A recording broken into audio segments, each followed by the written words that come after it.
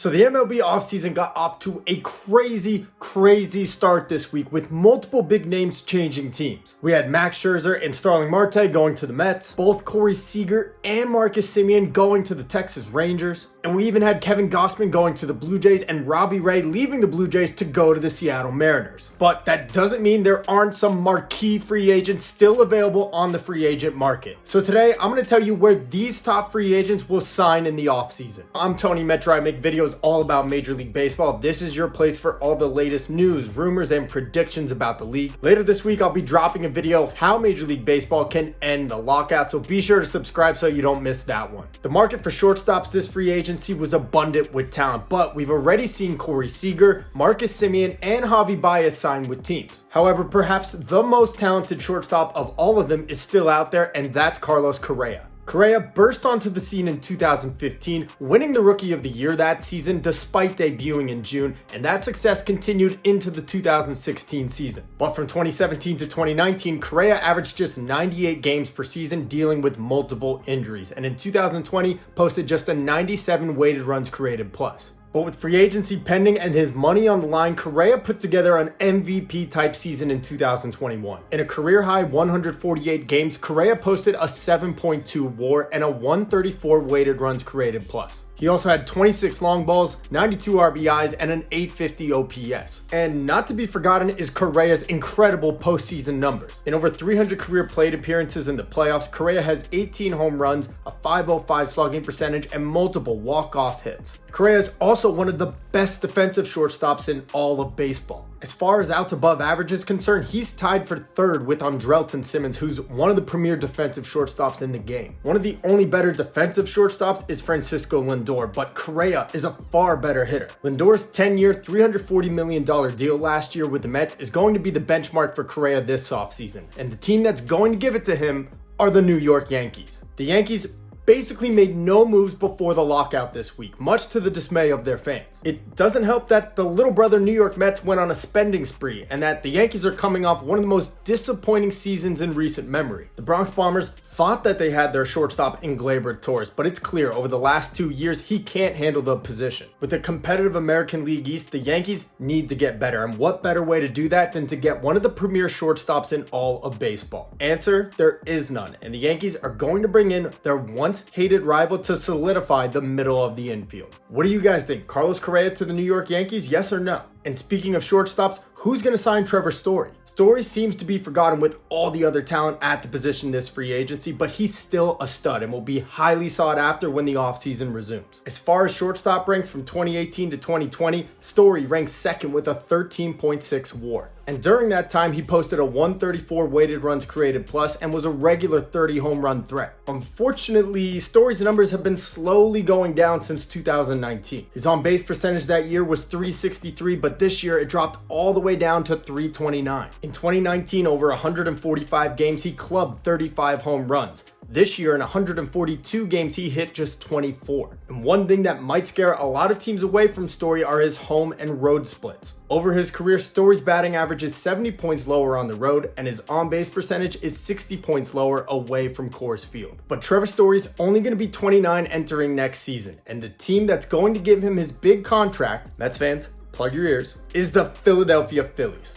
The Phillies haven't had a true shortstop since Jimmy Rollins. Over the last 2 years, they've rolled with Didi Gregorius, who isn't terrible by any means. But if the Phillies really want to get back to competing for the playoffs, they need another star like Story. And even though his home and road splits may scare some teams away, what better park to call his new home than the bandbox that is Citizens Bank Park? Playing 81 games in Philadelphia, Story could easily return to his 30 home run prowess without the aid of the thin air at Coors Field. And the Phillies, riding on the back of National League MVP Bryce Harper and National League Cy Young finalist Zach Wheeler, can get back to competing in the National League East. This next guy is probably the most shocking free agent still available, and that's Freddie Freeman. Freddie Freeman, the heart and soul of the Atlanta Braves that just won the World Series for the first time in 25 years, somehow is still unsigned by Atlanta. Freeman, now 32, debuted in 2013. His lowest weighted runs created plus in any of those seasons was 132. And in the 2020 shortened season was named the National League MVP. He's also got an MVP vote in 5 additional seasons, as well as being named an All-Star All-Star 5 times. Earlier this week, we heard that Freddie Freeman was seeking a 6-year deal worth $180 million,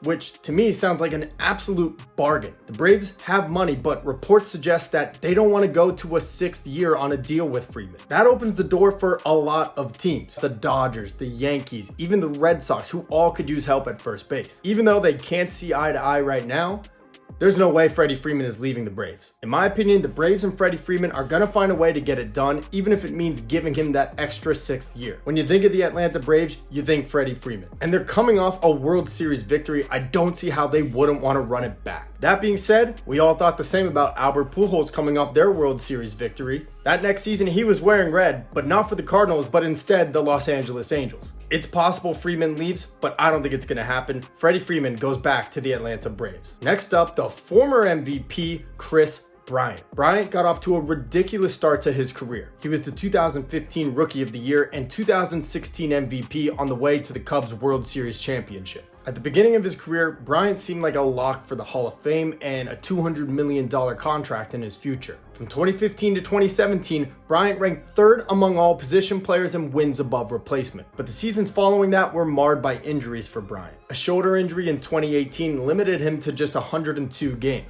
And in 2020, despite a 124 weighted runs created plus, he played in just 34 games of the 60-game season. But what Kris Bryant does have is the ability to play multiple positions. In 2021, between the Cubs and Giants, he logged 55 games at third base, 48 in left field, 39 in right field, 19 in center field, and 12 at first base. What Kris Bryant also has going for him is that there's no qualifying offer attached to him, meaning a team that signs him won't have to forfeit a draft pick. We've heard of many teams that are interested in signing Bryant. You have the Mariners, who think they're ready to take the next step and make the playoffs. The Blue Jays, who just lost Marcus Semien and need to find a way to replace his production. The Rangers, who now at this point after signing Semien and Corey Seager, I can't see bringing Bryant in too. And then there's the Philadelphia Phillies with Bryce Harper, who has a very public friendship with Kris Bryant. But despite all of those suitors, Kris Bryant is going to the New York Mets. Kris Bryant has been linked to the New York Mets for well over the last year. Last offseason, the Mets were kicking the tires on a potential trade with the Chicago Cubs, and before they acquired Javi Baez, they were looking to acquire Bryant instead. But Kris Bryant perfectly fits the Mets' needs at this moment. Since David Wright's back injury started in 2012, they haven't had a consistent third baseman in years. While Bryant's not the best third baseman, he would absolutely be an upgrade over anyone else they put out there over the last 6 years. In addition, the Mets, looking for defensive versatility, can put him out in the outfield as well as at first base to spare Pete Alonso. He'll also be adding a right-handed power bat, something they'll need after losing Javi Baez to the Tigers this offseason. And we've already seen how new Mets owner Steve Cohen is going to operate. He's willing to spend on anyone that he thinks will make this team great. So for me, Kris Bryant will be wearing blue and orange, playing third base for the New York Mets in 2022 and beyond. And the last player prediction I have for today is Kyle Schwarber. Schwarber was non-tendered by the Cubs last year and signed by the Washington Nationals, eventually being traded to the Boston Red Sox at the trade deadline. And what did Schwarber do but post a 145 weighted runs created plus, first among all free agents and 13th among all position players. Schwarber was absolutely elite in 2021. He did miss some time with a hamstring strain. The Red Sox ended up acquiring him and letting him rehab, and when he did get back, he was tremendous for them, including in their playoff run. It makes you wonder why the Chicago Cubs non-tendered him last offseason. He was coming off a down 2020 season, and over his career with Chicago, they shielded him from facing left-handed hitters. But in 2021, that wasn't the case. Schwarber faced lefties in 31% of his plate appearances and had a 119 weighted runs created plus. Defense has always been a concern for Kyle Schwarber, but with the likely addition of the DH in the National League, Schwarber will have plenty of suitors when the offseason resumes. But if you ask me, the team that needs Kyle Schwarber the most are the Toronto Blue Jays. The Blue Jays, like I mentioned, losing Marcus Semien, where are they going to replace that production? Schwarber can DH for the Blue Jays and even spend some time at first base when Vladdy Jr. needs a day off. He won't replace the 45 home runs that Semien hit for them last year, but even in an injury-riddled season, Schwarber hit 32 last year with the Nationals and the Red Sox. And in addition, he'll probably come pretty cheap. Spotrac has him at a 4-year deal for $70 million. With the Yankees adding Carlos Correa in my predictions, the Blue Jays are going to have to make some additions too, and Kyle Schwarber is one step to getting closer to the AL East crown. So there you guys have it. Those are my predictions for 5 of the top free agents remaining this offseason. What do you guys think? Let me know in the comment section below. Is Freddie Freeman going to be an Atlanta Brave for his career? Can you see Trevor Story playing shortstop for the Philadelphia Phillies next year? And will the New York Mets make another big splash this offseason and sign Kris Bryant? And stay tuned for part 2 where I give you 5 more predictions for the top free agents this offseason.